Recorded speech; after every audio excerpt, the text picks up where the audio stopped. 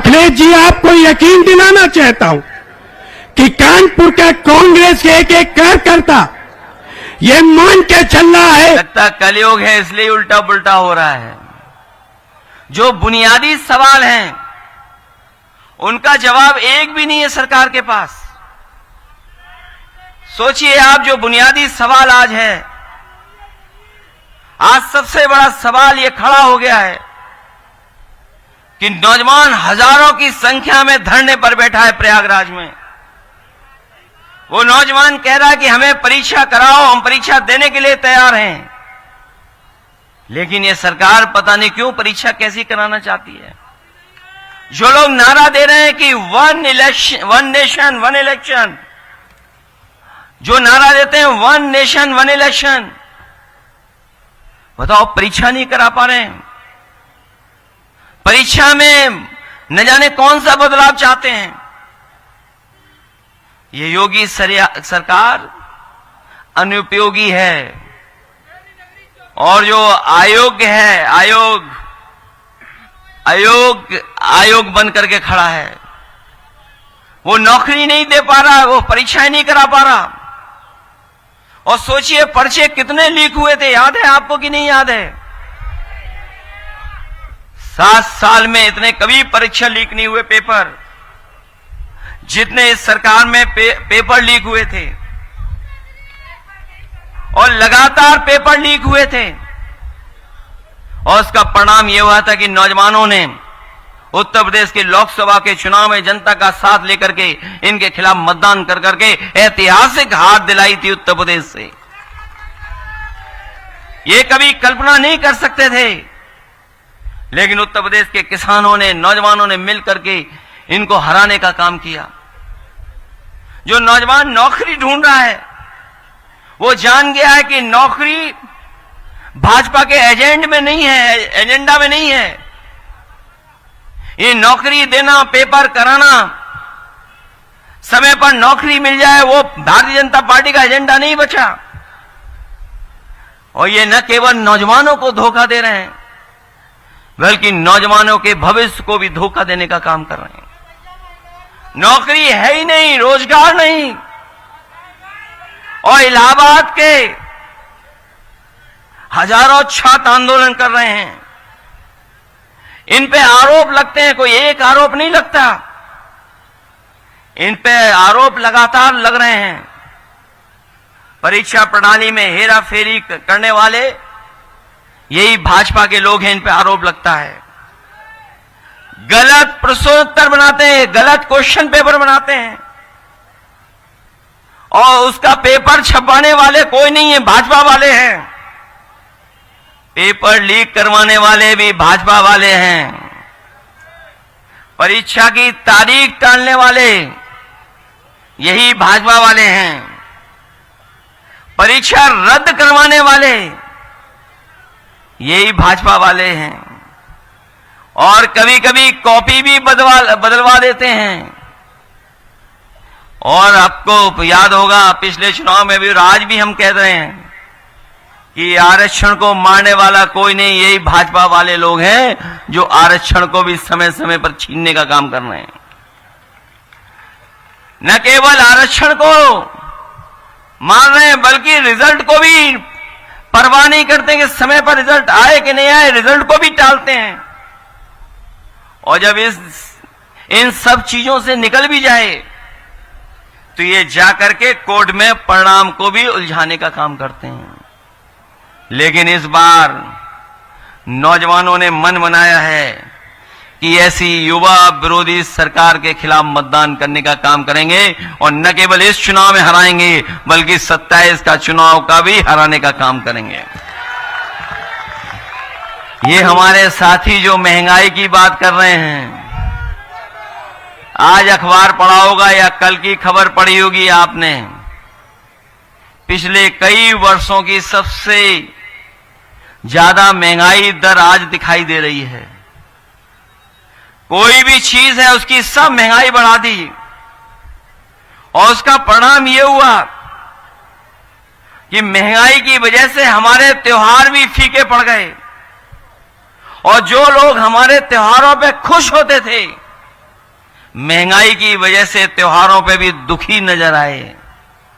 और महंगाई इसलिए भी है क्योंकि भारतीय जनता पार्टी के लोग मुनाफा कमाना चाहते हैं, मुनाफा कमा करके महंगाई को बढ़ाने का काम कर रहे हैं। न केवल महंगाई बढ़ाई है बल्कि हमारे किसानों के सामने भी संकट पैदा किया। याद रखना, जब किसान हमारा खुशहाल होता है तब हमारे शहर भी खुशहाल हो जाते हैं, क्योंकि जब किसान के हाथ में पैसा आता है तो हर चीज बिकती है, हर चीज की खपत बढ़ती है। ये हमारे किसानों के साथ धोखा कर रहे हैं। पहले तो बोरी में चोरी करते थे, आज पता कर लो डीएपी की बोरी पूरी चोरी हो गई। ये जो लोग हमें दिखाई दे रहे हैं, अखबार पढ़ते होंगे या जानते होंगे, ग्रामीण क्षेत्र में पता कर लें, डीएपी की किसी दुकान पर डीएपी नहीं है।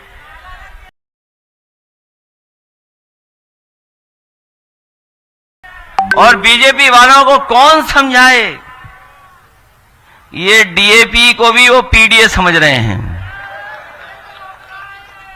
उन्हें समझ में आ रहा है कि ये डीएपी पीडीए है, क्योंकि डीएपी में डीएपी और पीएडी में पीएडी दोनों अक्षर एक से दिखाई देते हैं। तो जहां पीडीएस की वजह से उन्हें पेट दर्द है, इसीलिए दुकानों से किसानों की डीएपी भी गायब कर दी उन्होंने। कहीं डीएपी नहीं है। और ये जो कुछ चल रहा है, सब कुछ जो दंगे कराए जा रहे हैं, इसके दोषी कोई है तो भाजपा ही है। ये दंगा हुआ नहीं, भाजपाइयों ने कराया। और भाजपा के लोगों ने भाजपा पे ही केस लिखवाया। और ये इसलिए घटना करते हैं जिससे कि हमारे जो बुनियादी सवाल हैं वो छिप जाएं, बुनियादी सवालों पे चर्चा नहीं हो। इसीलिए जानबूझ करके ये समय समय पर नए नए नारे लेकर के आते हैं। ये जो नकारात्मक नारे हैं कभी जनता स्वीकार नहीं कर सकती है। ये जो नेगेटिव सोच के लोग हैं वो कभी भी जनता के बीच में कामयाब नहीं हो सकते हैं। हालांकि हमारे समाजवादी साथियों ने, कुछों ने तो अखबार पढ़ा होगा, लेकिन अंग्रेजी का अखबार बहुत से लोग नहीं पढ़ते हैं। लेकिन आज सुबह सुबह जब मैं अखबार पढ़ रहा था, हमारे पत्रकार साथी, देश का बहुत प्रतिष्ठित अखबार, बहुत खबरें थी उसके अंदर, लेकिन उन्हीं खबरों के अंदर एक छोटी खबर भी थी। वो मैं आपके माध्यम से उन तमाम नकारात्मक लोगों को बताना चाहता हूं कि नकारात्मक होने से क्या नुकसान होता है। जो नेगेटिविटी होती है, जो डर खुद होता है, उसका असर क्या दिखाई देता है। जो अखबार मैंने पढ़ा और जो खबर उसमें पढ़ी, एक बहुत ही प्रतिष्ठित यूनिवर्सिटी है, पेंसिल्वेनिया स्टेट यूनिवर्सिटी, वहां की रिसर्च ये कहती है कि जो लोग नकारात्मक हैं, जो लोग नेगेटिव हैं, जो लोग डर की बात करते हैं, उनकी उम्र कम होती है। ये सुझाव दे रहा हूं मैं उन लोगों को जिनका भाव चेहरे से नकारात्मक दिखाई देता है, जिनके हाथ में विकास की रेखा नहीं है, उनके हाथ में विनाशकारी रेखा है। और ये स्टडी कहती है कि अगर आप खुश रहते हो, आप पॉजिटिव बात करते हो, तो आपकी उम्र भी बढ़ती है और आप जवान भी दिखाई देते हो। ये सुझाव है भारतीय जनता पार्टी के जो नकारात्मक सोच वाले हैं, जो दूसरों को अपराधी बोलते हैं, गुंडा बोलते हैं, बदमाश बोलते हैं। आपने सुना होगा हम लोगों को और आप लोगों को क्या क्या कहते हैं ये लोग। कभी अपराधी कहते हैं, कभी माफिया कहते हैं, कभी गुंडा कहते हैं। मुझे तो लगता है कि जब वो घर से निकलते हैं तो आईना नहीं देख करके निकलते हैं। इसलिए नेगेटिव पॉलिटिक्स को इस बार कोई हराने जा रहा है तो आपकी ये पीडीए की आवाज इनको हराने जा रही है। यही पीडीए प्रोग्रेसिव पॉलिटिक्स का एक हिस्सा है। ये न केवल प्रोग्रेसिव पॉलिटिक्स पीडीए है, बल्कि हमारी आपकी पॉजिटिव पॉलिटिक्स है। हम लोग नेगेटिव पॉलिटिक्स नहीं करते, हम लोग पॉजिटिव पॉलिटिक्स करते हैं। और ये भाजपाई भी जानते हैं कि भाजपा बचाने वाली पार्टी नहीं है, फंसाने वाली पार्टी है। ये लोगों को बचाते नहीं है, लोगों को फंसाने वाले लोग हैं। इसलिए मैं आपसे इस चुनाव में आप सब लोगों से अपील करने आया हूं, मदद मांगने आया हूं कि जहां किसान का सवाल है, नौजवान का सवाल है, महंगाई का सवाल है, नौकरी बेरोजगारी का सवाल है, भारतीय जनता पार्टी के पास कोई जवाब नहीं है। और अब तो इनका बुलडोजर सुप्रीम कोर्ट रोक रहा है।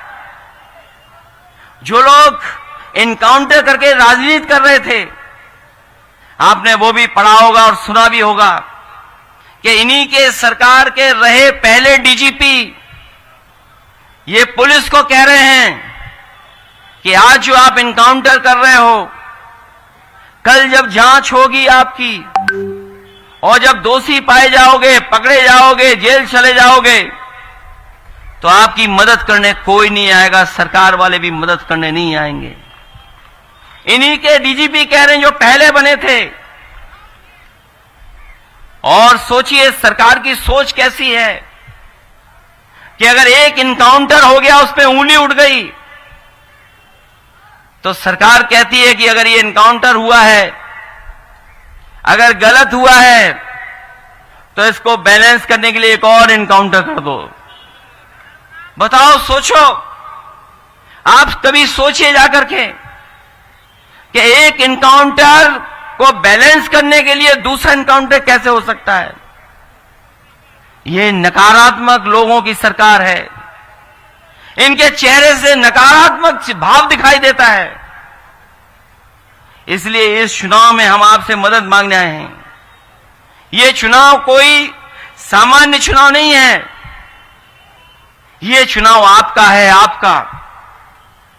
ये सरकार के लोग चाहते हैं कि समाजवादी लोग हार जाएं, लेकिन मैं ये जानता हूं ये सरकार कितनी भी ताकत लगा दे, लेकिन जनता इस बार इनको हरा करके भेजेगी। जनता का चुनाव है, ये जनता जिताएगी। और सोचिए कितना अन्याय हुआ है, जेल भेजने से लेकर के दूसरी जेल भेज देने का। और मैं आपसे कहना चाहता हूं, वो तो कानपुर में ही रखते विधायक जी को, लेकिन क्योंकि मैं मिलने आ गया था विधायक जी से, इसलिए उन्होंने यहां से महाराजगंज भेज दिया। मैं आप सबको कह के जा रहा हूं, उन अधिकारियों को भी कहता हूं कि जिन्होंने ये फैसला लिया है, जब सरकार बदलेगी तो फैसले वैसे ही लिए जाएंगे। जैसा व्यवहार आपका है वैसा ही व्यवहार हमारा होगा।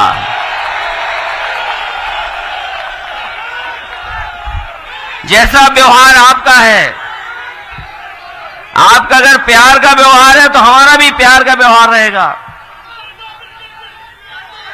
आप अगर हमारे साथ अन्याय करेंगे तो उस अन्याय को हम लोग भूलने वाले नहीं है। इस बार ये अन्याय नहीं भूलेंगे।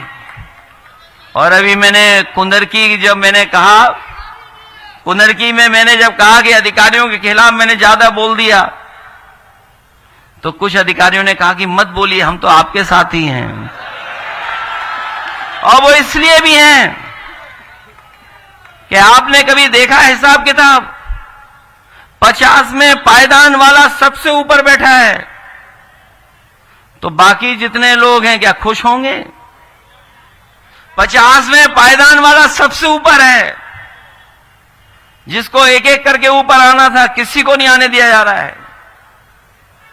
तो वो सब के सब इंतजार कर रहे हैं कि कुर्सी कब हटे, कब हिले, तब हम आपका साथ देंगे। अभी तो अंदर ही अंदर साथ दे रहे हैं, बाद में आपके खुल करके साथ देने जा रहे हैं। ये जो पुलिस के हमारे साथी हैं, ये जानते होंगे पुलिस विभाग के लोग, सबसे महत्वपूर्ण फैसले समाजवादियों ने लिए। जब प्रमोशन की बात आई तो बहुत सारे लोग कह रहे थे कि प्रमोशन करिए लेकिन परीक्षा लिखवाइए, प्रमोशन के लिए परीक्षा लिखवाइए। लेकिन परीक्षा हमारे जवान कैसे दे पाते हैं जिन्होंने नौकरी 10 साल, 15 साल, 20 साल कर ली थी। मैंने कहा कोई परीक्षा नहीं होगी, सीधा का सीधा प्रमोशन होगा। और उसका परिणाम हुआ कि इतने प्रमोशन कभी नहीं हुए जितने समाजवादी सरकार में हुए। ये हमारे पुराने लोग जानते होंगे, थाने में जब अपनी समस्या लेकर के जाते थे तो पहले थाने वाले लोग कहते थे कि हमारी गाड़ी में डीजल पेट्रोल तो भरवा दो, तभी तो गाड़ी आगे चलेगी। ये समस्या थी, डीजल पेट्रोल के लिए बजट नहीं होता था। अगर बजट के साथ साथ 100 नंबर की गाड़ी अगर किसी ने दी तो समाजवादियों ने दी थी। ये कानपुर वाले जानते होंगे, सबसे पहले यहीं शुरू हुई थी गाड़ियां। और हम लोगों ने इसलिए व्यवस्था बनाई थी कि फोन करो और पुलिस आपकी मदद करने आ जाए, सेवा करे आपकी। लेकिन पता नहीं उल्टा पुल्टा क्या हो गया है। जब से 100 से 112 हो गई, न केवल इन्होंने अपना हिसाब किताब बदल दिया, रेट बढ़ा लिया है, बल्कि जो थाने में बैठे लोग हैं उन्होंने कहा कि अब जिम्मेदारी तुम्हारी नहीं है, अब तुम्हें समस्या का समाधान नहीं करना है, उन्हें पकड़ करके हमारे पास ले आओ। तो सोच ले थाने में क्या हो रहा है। उत्तर प्रदेश में देखने को मिल रहा है कि पुलिस पुलिस को पकड़ रही है, पुलिस बेईमानी कर रही, पुलिस पुलिस को पकड़ रही। यहां तो बहुत पहले चुनाव में भी हमने कई बार कहा पुलिस पुलिस को पकड़ रही। बताओ, आज तक तो पुलिस चोर को पकड़ती थी, लेकिन इनकी सरकार में बताओ पुलिस पुलिस को पकड़ रही। अभी जो प्रधान सांसद जी का क्षेत्र वाराणसी, वहां पे मैंने खबर पढ़ी कि एक जुआ चल रहा था कहीं दिवाली के शुभ अवसर पर। पुलिस के लोग गए और पूरा पैसा लेकर के चले आए। जब मैंने उसको अपने सोशल मीडिया पे लिख दिया तो पुलिस ने कहा कि ऐसा कुछ हुआ नहीं, घटना नहीं हुई। लेकिन मैं अपने पत्रकार साथियों को धन्यवाद दूंगा, ये लोग भी बहुत खोजी लोग हैं। ये लोग भी ढूंढ के ले आए सीसीटीवी और वीडियो चला दिया कि हमारे पुलिस के अधिकारी एक बड़ा बैग लेकर के जा रहे थे, सस्पेंड हो गए। एक थाना है गाजीपुर बलिया में, हमारे जाने के बाद किसी भी पुलिस कर्मचारी पूछ लेना वो थाना कौन सा है जिसमें सबसे ज्यादा कमाई होती है। सोचिए, थाने की पुलिस को पकड़ने के लिए एडीजी को जाना पड़ा, एडीजी को। और जब एडीजी गए तो रंगे हाथ पकड़े गए, वहां पे रंगे हाथ पुलिस पकड़ी गई और पैसा भी मिला उन पे। बताओ, पुलिस पुलिस को पकड़ रही है, उन्हें पता ही नहीं भ्रष्टाचार हो रहा है कि नहीं हो रहा है। मैं आपसे कहने रहा हूं, इतनी लूट और इतनी भ्रष्टाचार कभी नहीं हुआ होगा जितना यहां पर हुआ है उत्तर प्रदेश में इस बार।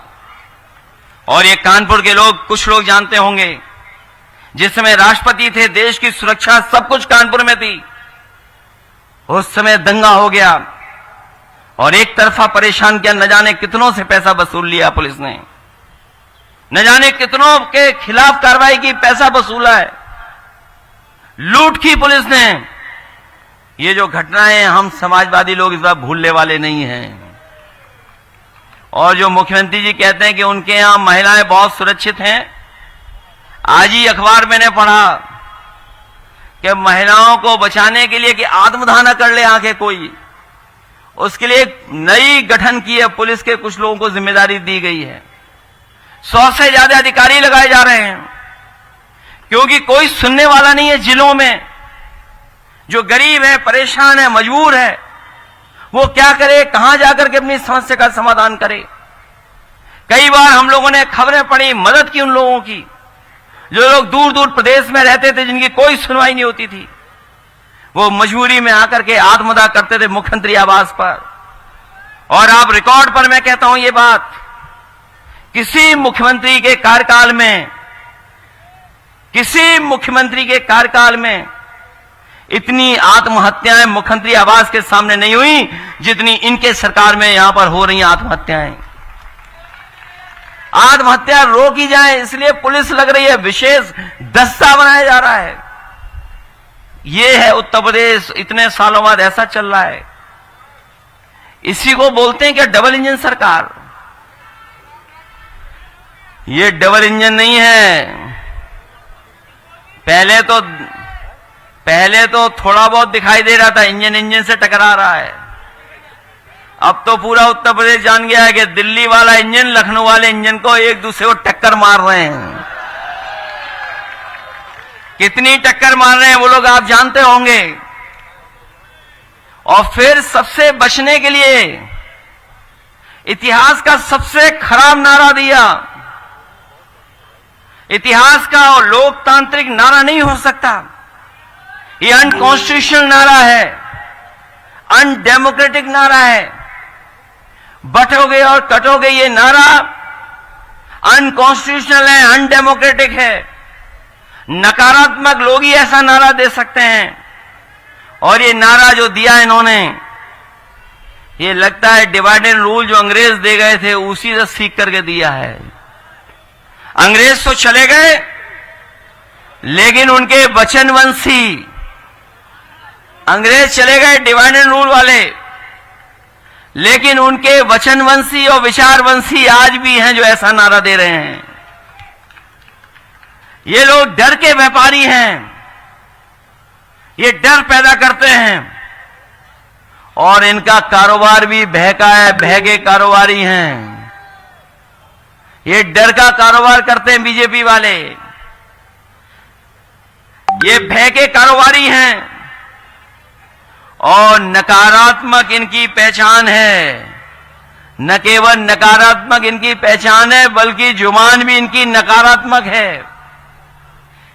इसलिए मैं कहना चाहता हूं, जो मन की कुटिलता होती है वो विचारों की कुटिलता में बदल जाती है। और मैं कहना चाहता हूं, जिन्होंने चुनाव टाला है बहुत बुरा हारेंगे इस बार। और ये जो व्यक्ति अपने विचार से बनता है महान, लेकिन कुछ लोग समझते हैं कि वस्त्र बदलने से ही विचारवानी हो जाते हैं, विचार अच्छे हो जाते हैं। व्यक्ति वस्त्र से नहीं, विचार से बड़ा होता है। और विचार और वचन से ही संत होता है। और अगर वो संत नहीं होगा तो उसका अंत भी इस बार जनता करने का काम करेगी।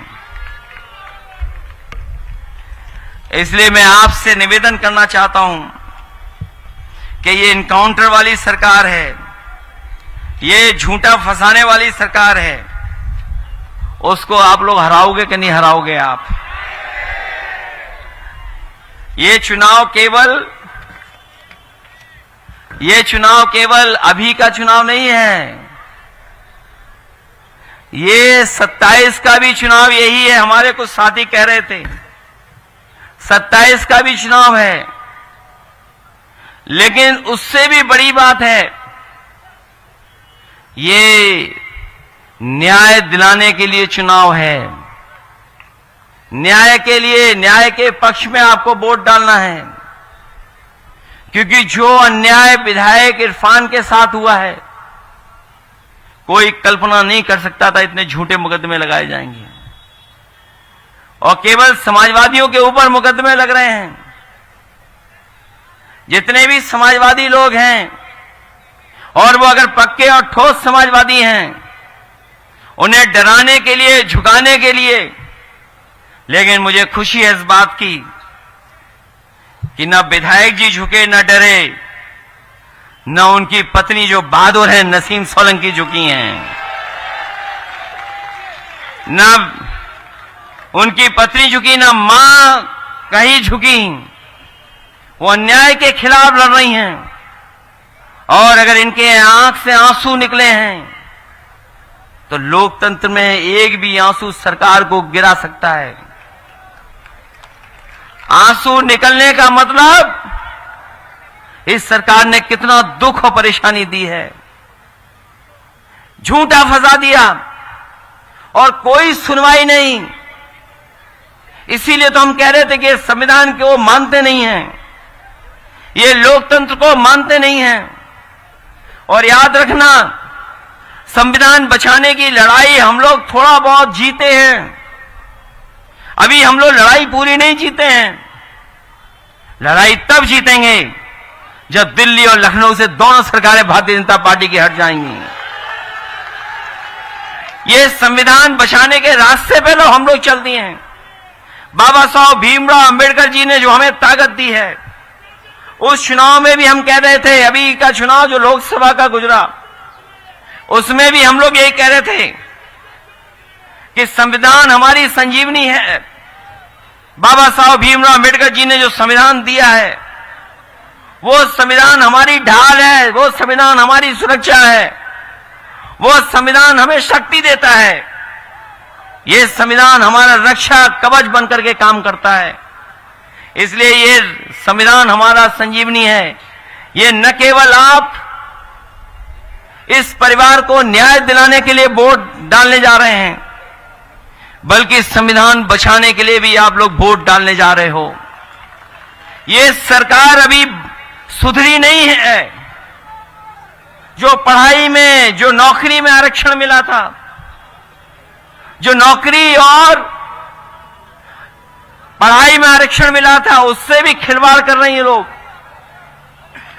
हालांकि हाईकोर्ट, सुप्रीम कोर्ट मदद कर रहा है, लेकिन उसके बावजूद भी संस्थाओं में इन्होंने लोगों को बैठा दिया है। जो संस्थाएं बैठी हैं, अभी उन संस्थाओं से हमें न्याय दिलाना है आपको। इसलिए बाबा साहब भीमराव अंबेडकर जी के रास्ते पे चलने वाले लोग और तमाम उनको मानने वाले लोगों से मैं अपील करना चाहता हूं कि हम समाजवादी लोग लोहिया के विचार और बाबा साहब भीमराव अम्बेडकर जी के विचारों को लेकर के आगे बढ़ेंगे। कोई भी जोखिम उठाना पड़ेगा, लेकिन हम लोग संविधान को खतरे में नहीं आने देंगे। संविधान को बचाने के लिए कुछ भी करेंगे। इसलिए मदद करिए आप लोग। और ये पुराना परिवार समाजवादी है। मुझे याद है कि नेताजी मुख्यमंत्री थे, हाजी मुश्ताक सोलंकी साहब इनके पिताजी विधायक थे, और उस समय कानपुर के विकास के लिए बहुत चिंता करते थे। एक बार आए, बोले कि हमें ये बड़ा बाजार बनवाना है। हमने कहा ये तो कानून बना ही नहीं है, ऐसा कानून बन ही नहीं सकता जो आप प्रस्ताव लेकर के आए हो। हम लोग नेताजी के पास गए मिलने, और नेताजी से जब कहा जाकर के ये ऐसा प्रस्ताव है, सब अधिकारी मना कर रहे हैं। नेताजी ने कहा मैं मुख्यमंत्री हूं, जो भी प्रस्ताव ये लेकर के आए उसके लिए कानून बनाओ और पास कर दो। शायद वो कानपुर के लिए, और उस समय हाजी मुश्ताक सोलंकी साहब थे, उनकी वजह से वो कानून बदल करके नेताजी ने उस समय बनाने का काम किया। उसकी वजह से न जाने कितनों को लाभ पहुंचा। विकास हो चाहे, और हमारे मुख्यमंत्री जी कह रहे थे कि कानपुर में मेट्रो चल रही है। बताओ कोई उन्होंने चलाई मेट्रो? अगर मेट्रो किसी ने दी है तो आपको याद होगा, आपके विधायक जी भी मंच पे खड़े थे जब हम लोगों ने उसका शिलान्यास करने का काम किया था। याद है कि नहीं याद है? हालांकि विधायक जी का क्षेत्र में तो काम कर ही रहे थे। उन्होंने कहा कि ये हमारा बहुत महत्वपूर्ण बाजार है, नवीन मार्केट, इसको भी अच्छा कर दो। हम लोगों ने काम शुरू कर दिया था, अच्छा करना बनाना शुरू कर दिया था। जितना बनाया समाजवादियों ने, उसके आगे पार्किंग भी ये सरकार नहीं बना पाई। बताओ कहीं पार्किंग बना पाई? और जो टेंडरी के कारोबार से जुड़े लोग होंगे, समय समय पर उन्हें अपनी टेंडरी बंद करनी पड़ती थी। छोटी बड़ी टेंडरियों के ऊपर संकट लाते हैं। हम अपने सभी कारोबारी, छोटे बड़े कारोबारियों को कह के जा रहे हैं, चाहे हमें 1000 करोड़, 2000, 3000, 5000 करोड़ खर्च करना पड़े, लेकिन कानपुर का जो सबसे पुराना काम है, टेंडरी के काम को हम रुकने नहीं देंगे पर्यावरण की वजह से। और जो लोग उस समय की जानकारी रखते होंगे, वो जानते होंगे कि टेंडरी एसोसिएशन के अध्यक्ष और कुछ महत्वपूर्ण एक्सपोर्टरों को मैंने इटली भेजा था। इटली में किस तरीके से टेंडरी चल रही हैं, किस तरीके से कैसे पॉल्यूशन न हो पाए, उसकी वजह से हमारा कारोबार रुके नहीं। चाहे हमारे घर में कारोबार हो, कहीं हो कारोबार, उससे नुकसान न हो, वो टेक्नोलॉजी लाने का काम। और उस समय मैंने कहा कि चाहे कितना भी खर्च हो जाए, हम लोग मदद करेंगे। लेकिन हमारी सरकार नहीं रही, नहीं बन पाई। लेकिन हम जानते हैं सीसामऊ जीतने के बाद 27 में सरकार आपकी बनेगी। चाहे हमें हजारों करोड़ रुपए टेंडरी के पानी को और टेंडरी के कारोबार को चलाने के लिए करना पड़े, हम लोग हजारों करोड़ रुपए खर्च करने का काम करके कम से कम कानपुर का जो पुराना काम है, उस काम को बंद नहीं होने देंगे। अभी मुझे लाल इमली वाले मिले, उन्होंने ज्ञापन दिया मुझे। उन्होंने कहा कि हमारे मजदूर, हमारे कर्मचारियों को न बोनस मिला है, न कोई सुविधा मिल रही है, न लाल इमली चल पा रही है जिस रुतबे के साथ, जिस उसके हिसाब से चलती थी। हम अपने लाल इमली के जितने भी कर्मचारी और मजदूर संघ के लोग हैं, हमारी मदद करो इसमें। हम आपको भरोसा दिलाते हैं कि अगली सरकार जब समाजवादी पार्टी की बनेगी, तो दिल्ली वालों से लाल इमली हम लोग उत्तर प्रदेश को ले लेंगे, जिससे हम ही लोगों के हाथ में आ जाए और सीधा सीधा चलाने का काम करें। वैसे तो मुख्यमंत्री जी पढ़े लिखे ज्यादा हैं कि नहीं, उसके बारे में मैं चर्चा नहीं करना चाहता, लेकिन बिजली का बिल जो महंगा आ रहा है, ये भी इनकी नाकामी है। क्योंकि इस कानपुर में हमारे कांग्रेस पार्टी के भी साथी हैं, यहां बैठे हैं, वो जानते होंगे। जिस समय दिल्ली में इनकी सरकार थी और उस समय इनके बिजली मंत्री जायसवाल जी थे और सरकार समाजवादियों की बन गई थी, उस समय एक प्रस्ताव आया कि यहां पर बिजली का कारखाना लगना चाहिए और लगा सकते हैं हम लोग। उस समय हमने कहा कि आप अगर लगाना चाहते हैं तो उत्तर प्रदेश से सरकार से जो आप सहयोग चाहोगे वो करेंगे। मुझे याद है, जमीन से लेकर के जो भी सुविधाएं देनी थी, उस समय की समाजवादी सरकार ने जमीन से लेकर के सब उपलब्ध करा दिया। और हमारे कई साथियों को याद होगा कि हमने और उस समय के मंत्री जी ने जाकर के नेवेली लिग्नाइट का प्लांट यहां पर शुरू कर दिया था। जो अब कभी आप हमीरपुर जाते होंगे तो बाईं तरफ देखते होंगे, ऊंचा ऊंचा जो चिमनी दिखाई दे रही है, वो बिजली का कारखाना समाजवादियों का दिया हुआ और कांग्रेस का दिया हुआ है कारखाना। अगर वो लग गया होता, बिजली ज्यादा बन रही होती, तो आपको इतना बिल नहीं देना पड़ता। हमारे उद्योग कारखाने चलाने वालों को मुनाफा ज्यादा हो जाता, उनको बिल ज्यादा नहीं देना पड़ता, उनको कंपटीशन होता तो वो कम से कम दूसरे देशों से कंपटीशन कर सकते थे। इसलिए बिजली का वो भी हम लोगों ने ही किया, समाजवादियों ने। एक और आप देखते होंगे, पनखी वाला छोटा कारखाना था बिजली का, अब बताओ कितना बड़ा कारखाना लग रहा है। पहले 250 के लगभग मेगावाट बिजली बनती थी, अब इसमें बनेगी 660। लेकिन हमारे मुख्यमंत्री जी आज तक नहीं बोल पाए हैं, आज तक न उस प्लांट का नाम बोले हैं न इस प्लांट का नाम बोले हैं। उसका प्लांट का नाम है 3x660 super critical thermal plant और इसका है 1x660 super critical thermal plant. बताओ, कभी उनके मुंह से सुना आपने? कभी सुना आपने? तो फिर घबरा जाओगे वोट डालने के लिए? बताओ, कोई घबराएगा तो नहीं? वैसे तो गंगा में नहाना तो सब जानते होंगे,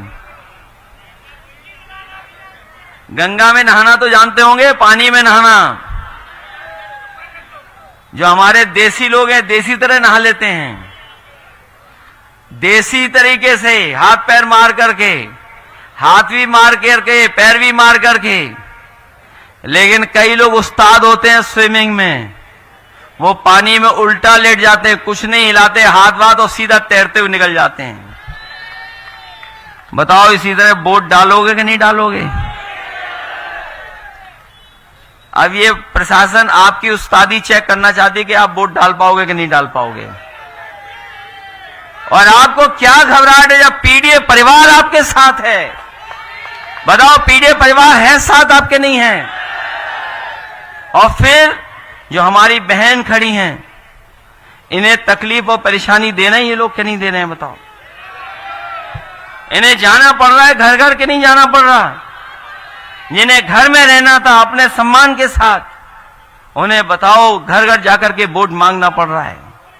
और ये वोट इसलिए मांग रहे कि लोकतंत्र मजबूत हो, संविधान मजबूत हो, किसी के साथ अन्याय ना हो, किसी के साथ धोखा ना हो, इसलिए इन्हें जाना पड़ रहा है। इसलिए मदद करना आप लोग सब लोग, और बिल्कुल घबराने की जरूरत नहीं है। क्यों? समाजवादी लोग घबराने वाले तो नहीं हैं। आपने वो तस्वीर तो देखी होगी, एक बार जेपीनाईसी में मैं जा रहा था जयप्रकाश जी की प्रतिमा पे अनावरण करने, और जब अनावरण के लिए रोका कि आप प्रतिमा पर अनावरण नहीं कर सकते, माला नहीं डाल सकते हैं, तो मैं जाकर के देखा कि गेट है लेकिन गेट बहुत ऊंचा नहीं है। मुझे थोड़ी जगह दिखाई दे रही थी केवल पैर रखने की, तो सोचो हम लोगों ने पैर रख करके बताओ कूद करके चले गए कि नहीं चले गए? इस बार रोकने के लिए उन्होंने टीन लगा दी, बड़ी बड़ी टीन लगा दी, बड़ी बड़ी। हमने कहा अगर टीन लगा दी तो हम भी जयप्रकाश जी की प्रतिमा लाएंगे और अपने घर के पास ही अनावरण डाल देंगे, अनावरण करने। नहीं रोक पाए हम लोगों को, लेकिन अधिकारियों से हमने कहा कि जिस दिन टीन हटाओगे उसी दिन हम डालाएंगे माला। पता लगा अभी भी टीन लगाए हुए हैं वो लोग। हम लोग कानपुर में खड़े, टीन वहां लगी हुई है लखनऊ में। सोचो, इसलिए मदद करिए आप लोग, घबराना नहीं। अगर एक बार रोकें तो दोबारा जाना, और दोबारा रोकें तो तिबारा जाना, और 3 बार भी रोकें तो रात तक इंतजार मत करना, जाते रहना। जाओगे कि नहीं जाओगे वोट डालने? और जब तक चुनाव है तब तक ये डराते रहेंगे, चुनाव दिन ये भी आपका सहयोग करेंगे जो वो लोग हैं। क्योंकि आज जब सुप्रीम कोर्ट का जजमेंट पढ़ लेंगे ये लोग ध्यान से, तो ये भी बदल जाएंगे, कहेंगे कि हम क्यों अपनी नौकरी फंसाएं। और फिर मोबाइल तो सबके पास है ही, फोटो लेना वीडियो बना लेना बाद में काम आएगा। इसलिए मदद करिए, और बहुत मदद करना सब लोग वोट डालने की। इसलिए ये मान लें कि अब ये जीत के जाएंगी सबसे अच्छे वोटों से। अजय इरफान को खुशी कब होगी और पार्टी को खुशी कब होगी? जब इरफान से ज्यादा वोटों से आप जिता करके भेजोगे। अभी लोकसभा जीते हम लोग, आलोक मिश्रा जी कितने वोटों से जीते थे यहां? वैसे अगर चाहो तो उससे ज्यादा वोटों से जिता सकते हो आप इनको। और ये हमारे नेता लोग हैं, हमारा सबसे निवेदन है उस मंच वालों से भी, इनके सबके घर कानपुर में हैं। कोई कहीं का नेता हो लेकिन सबके घर कानपुर में हैं, चाहे उधर देख लो चाहे इधर देख लो। हालांकि हम लोग चूक गए दोनों सीटें, हमारे राजा रामपाल भी जीत गए होते, पता नहीं कहां रह गए पीछे। लेकिन ये दोनों सीटें हमारी जीतने वाली थी। लोकसभा में हम लोग किन्हीं परिस्थितियों पे नहीं जीत पाए। लेकिन इस विधानसभा के चुनाव में कोई गलती मत करना आप लोग, कोई गलती मत करना आप लोग। और हम आपको भरोसा दिलाते हैं, आपकी विधानसभा के लोगों को और पूरे कानपुर को भरोसा दिलाते हैं कि जो विकास अभी कभी नहीं हुआ कानपुर में, आप समाजवादियों को जिताओ, कानपुर का विकास हम लोग कर करके कानपुर को भी एक बड़ा शहर बनाने का काम करेंगे। चाहे हमें आपके गंगा एक्सप्रेसवे जोड़ना पड़े जोड़ेंगे, और ट्रांस गंगा सिटी को भी अगर बनाना पड़ा तो बनाएंगे, और मेट्रो अगर उन्नाव तक ले जाना पड़ा तो मेट्रो को उन्नाव तक ले जाने का काम करेंगे। इसलिए मदद करिए सब लोग, मदद करोगे सब लोग। वैसे तो अधिकारी बहुत डरे हुए हैं, इतना डरे हुए आप सोच नहीं सकते, और इसलिए डरे हुए हैं, आपको ज्यादा पता होगा। बताओ जिला अधिकारी के बंगले में क्या मिला खुदा होकर के, बताओ डीएम साहब को पता ही नहीं लगा कि वहां 8 फीट गहरा गड्ढा खुद गया। बताओ डीएम साहब को पता ही नहीं लगा। और ये स्टेडियम से लेकर के सब किसने शुरू किए थे बताओ आप लोग? मैच करा दिए थे, इसलिए मैच भी होंगे और कानपुर को भी वर्ल्ड क्लास सिटी बनाने का काम करेंगे, जिससे हमारे लोगों को सुविधा मिले और यहां का जो पुराना कारोबार है उसको और बढ़ा करके यहां के उद्योग और कारखाने को मदद करके कानपुर को और खुशहाल बनाने का काम करेंगे। मुझे पूरा भरोसा है कि जब वोट पड़ेंगे तो यहां से समाजवादी पार्टी और इंडिया गठबंधन की प्रत्याशी नसीम सोलंकी जी सबसे ज्यादा वोटों से जीत करके जाएंगी। इसलिए जिताना आप लोग, मदद करोगे सब लोग।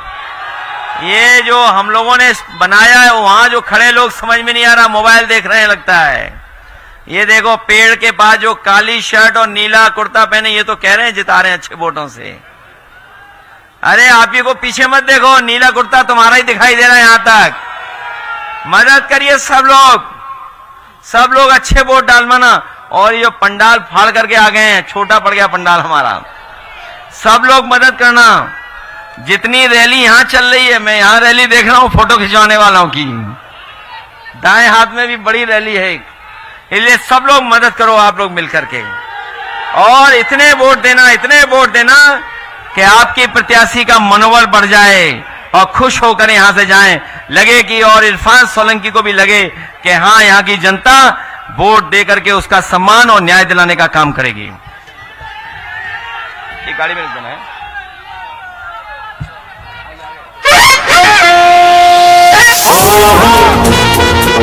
हो